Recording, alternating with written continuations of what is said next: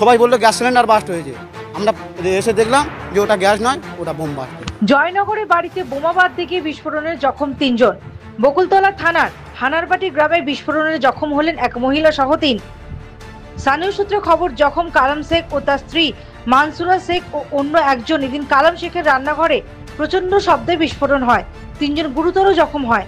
গোপনে বোমা বাঁধতে গিয়েই বিস্ফোরণ ঘটে। পুলিশ জানিয়েছে কি কারণে বিস্ফোরণ খতিয়ে দেখা হচ্ছে। দুর্ঘটনার পর কালামের খোঁজ মেলেনি।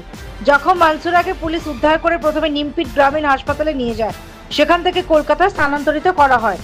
বাজে তখন দেখি না বোম বাঁধতে গিয়ে বোম বাস্ট হয়েছে। সব লোক ছুটে এসছে, এসে দেখছে, বলছে বলে গ্যাস সিলিন্ডার বাস্ট হয়েছে। তারপরে দেখি না বারুদির গন্ধ বেরোচ্ছে। এসে দেখলাম যে এখানটা বোম বোম পড়ে বাঁধতে গিয়ে তোমার বাস্ট হয়ে গেছে বোম। কজন আহত হয়েছে? 3 জন। Bureau report, the United India news.